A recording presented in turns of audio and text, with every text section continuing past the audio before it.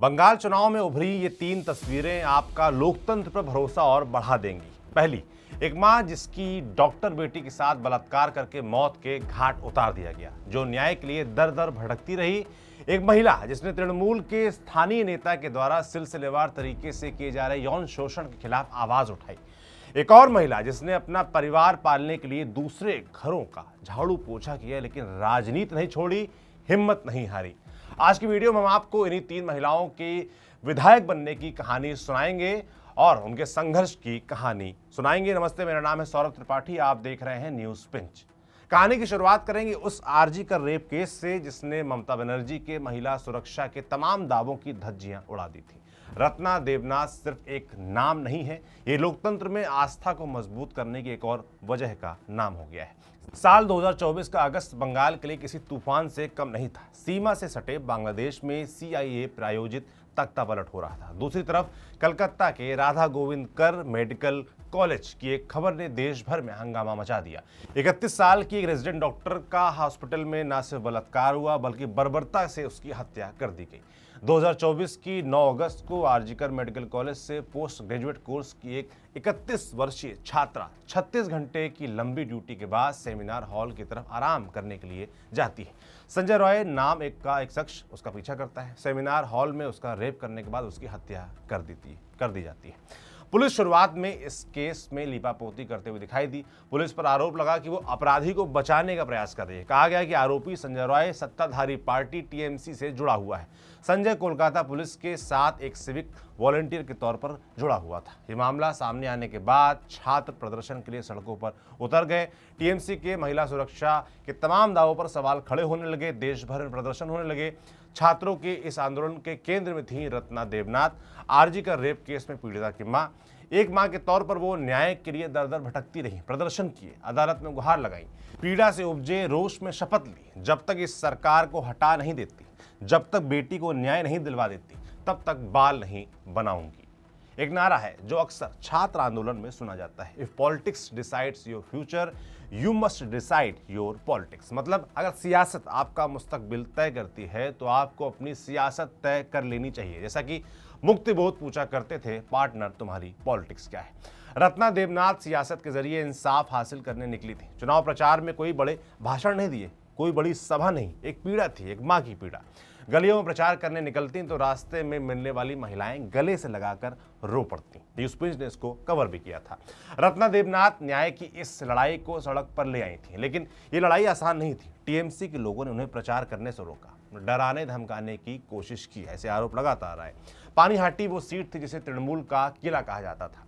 पिछले 3 चुनाव से तृणमूल यहां से लगातार जीतते आई थी। इस बार उनका मुकाबला था तृणमूल के तीर्थंकर घोष से।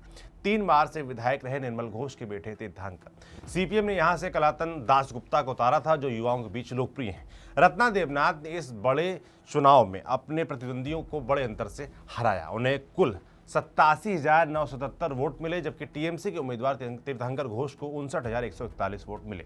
इस तरह रत्ना देवनाथ ने 28,836 वोटों के भारी मार्जिन से शानदार जीत हासिल की। वहीं सीपीआईएम के उम्मीदवार कलतन दासगुप्ता को मात्र 24,032 वोट ही मिल सके। रत्ना देवनाथ आज बंगाल में महिलाओं की लड़ाई का चेहरा बन चुकी हैं। उनकी लड़ाई लाखों महिलाओं के लिए उम्मीद जगाती है।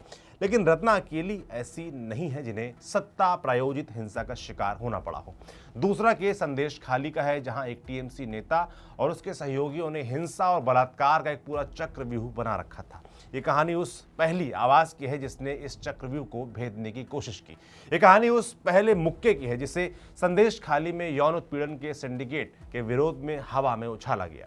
ये कहानी आंचल के परचम बनने की कहानी है। ये रेखा पात्रा की कहानी है। साल 2024 की जनवरी, एनफोर्समेंट डायरेक्टरेट की एक टीम नॉर्थ 24 परगना के संदेश खाली में दबिश देने पहुंची। उसे तलाश थी राशन घोटाले के एक आरोपी शेख शाहजहां की। ईडी की टीम को पता था कि बंगाल में सत्ताधारी पार्टी के नेता की गिरफ्तारी का क्या जोखिम हो सकता है, लिहाजा सीआईएसएफ का जाब्ता बुलाया गया।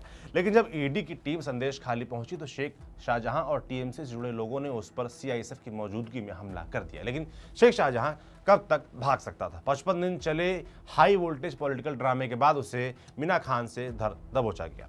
शेख शाहजहां के कानून के गिरफ्त में आने के बाद संदेश खाली से खौफनाक सच्चाई सामने आने लगी। संदेश खाली की महिलाओं ने बताया कि शेख शाहजहां और उसके दो साथी उत्तम सरदार और शिबू हजारा सिलसिलेवार तरीके से महिलाओं का यौन शोषण कर रहे थे। वो महिलाओं को रात में पार्टी ऑफिस में बुलाते और उनके साथ सामूहिक दरिंदगी करते। परिवार के लोग चुप रहने की उनको धमकी दी जाती। शेख शाहजहां एक तरीके से समानांतर सत्ता चला रहा था। संदेश खाली में उसकी मर्जी बिना कुछ भी नहीं होता था। शेख शाहजहां की गिरफ्तारी के बाद रेखा ने उत्तर सरदार और शिबू हजारा की गिरफ्तारी के लिए प्रदर्शन किए। रेखा पात्रा के नेतृत्व में महिलाओं ने हाथ में झाड़ू डंडे लेकर सड़क पर प्रदर्शन किया और संदेश खाली का सच सामने आ पाया। साल 2024 महज 5वीं तक पढ़ी हुई रेखा ने राजनीति का रुख किया। बीजेपी ने उनको 2024 लोकसभा चुनाव में बशीरहाट लोकसभा सीट से उम्मीदवार बनाया, लेकिन वे टीएमसी के उम्मीदवार एसके नूरुल इस्लाम से 3,33,547 वोटों से हार गए। यह उनके लिए पहला चुनाव था, पर रेखा पात्रा ने अपनी हिम्मत नहीं हारी। बीजेपी ने एक बार उन पर फिर से विश्वास जताया। 2026 विधानसभा चुनाव में बीजेपी ने उन्हें हिंगलगंज सीट से अपना उम्मीदवार बनाया। यह सीट पिछले 2 विधानसभा चुनाव में तृणमूल के खाते में थी, लेकिन इस बार तृणमूल ने मौजूदा विधायक देवेश मंडल का टिकट काटकर आनंद सरकार को मैदान में उतारा। 4 मई को आए चुनाव के नतीजे में जीत के नगाड़े बजे रेखा पात्रा के खेमे में। उन्हें इस जीत से 1,02,07 वोट मिले। वो 5421 वोट के मार्जिन से चुनाव जीतने में कामयाब रही। रेखा पात्रा महज 5वीं तक पढ़ी हुई हैं, लेकिन वो बंगाल में संदेश खाली में महिलाओं के खिलाफ हुआ अन्याय के प्रतिरोध का चेहरा बनकर उभरी। एक समय ऐसा भी था कि टीएमसी के डर से उन्हें पुलिस सुरक्षा में चलना पड़ता था। केंद्र सरकार ने संदेश खाली कांड के खुलासे के बाद रेखा पात्रा को एक्स कैटेगरी की सुरक्षा मुहैया करवाई। लेकिन इसी बंगाल से एक और महिला जीतकर विधायक बनी है, जिनकी बुनियादी स्कूली शिक्षा भी नहीं हुई है, जिन्होंने परिवार का पेट पालने के लिए दूसरों के घरों में झाड़ू पोछा बर्तन किया। डोमेस्टिक हेल्पर के तौर पर उन्होंने महज 2,500 रुपए तक कमाने की कोशिश नौकरी की। विधानसभा चुनाव लड़ा, पंचायत चुनाव लड़ा, लेकिन जीत ना सकी। फिर से काम पर लौटी। इस बार बीजेपी ने फिर से इन पर भरोसा जताया और जीतकर विधानसभा पहुंची हैं। ये कहानी है कलिता मांझी की। कलिता उस समय बीजेपी से जुड़ी जब बंगाल में लोग बीजेपी का नाम लेने से डरते थे। उन्होंने बूथ स्तर से राजनीति की शुरुआत की। परिवार में कोई पहले से राजनीति में नहीं था। आर्थिक स्थिति भी खस्ताहाल, बताया आपको हमने। राजनीति से पेट नहीं भरता, आपको ये भी मालूम है। कलिता ने बतौर डोमेस्टिक वर्कर काम किया। एक घर का 2,500, अपनी कमाई से घर चलाती और संगठन का भी काम करती। 2021 में बीजेपी ने पूर्व बर्धमान की ओसग्राम विधानसभा सीट से टिकट दिया, लेकिन इस चुनाव में उन्हें तृणमूल के अभेदानंद खंडेर के हाथों 11,815 वोट से शिकस्त का सामना करना पड़ा। चुनाव में जीत हार अपनी जगह है, लेकिन घर चलाने के लिए कुछ तो करना ही था। लिहाजा चुनाव के बाद फिर से इसी काम पर लौटना पड़ा। डोमेस्टिक हेल्प, दिन में घर घर जाकर डोमेस्टिक हेल्पर के तौर पर खटना और शाम को पार्टी का काम करना। कलिता ने हिम्मत नहीं हारी। 2026 में बीजेपी ने उन पर फिर से भरोसा जताया। इस बार उनके खिलाफ तृणमूल ने श्यामा प्रसन्न को टिकट दिया। कलिता 10 साल से जमीन पर मेहनत कर रही थी। उनकी मेहनत आखिर रंग लाई। वो 12,535 के मार्जिन से चुनाव जीतने में कामयाब रही। कलिता, रत्ना देबनाथ, रेखा पात्रा आज बंगाल में महिला सशक्तिकरण का चेहरा बनकर उभर रही हैं। साथ ही ये इस बात का सबूत भी है कि बीजेपी ने कितना महीन टिकट वितरण किया, कितना ध्यान से। ये महिलाएं हिंसा के खिलाफ खड़ी हुई महिलाएं हैं। ये महिलाएं संघर्ष से निकली महिलाएं हैं। उम्मीद है ये अपने अतीत से सबक लेते हुए भविष्य में एक बेहतर बंगाल बनाने की कोशिश करेंगे। उस पर भी हमारी नजर रहेगी। आपको ये वीडियो कैसा लगा कमेंट बॉक्स में लिखकर जरूर बताएं। आपके लिए खबर लिखी थी हमारे साथी विजय ने, इसे कैमरे पर शूट किया है सुधांशु ने। आपका ये वीडियो देखने के लिए शुक्रिया। मैं सौरभ त्रिपाठी हूँ।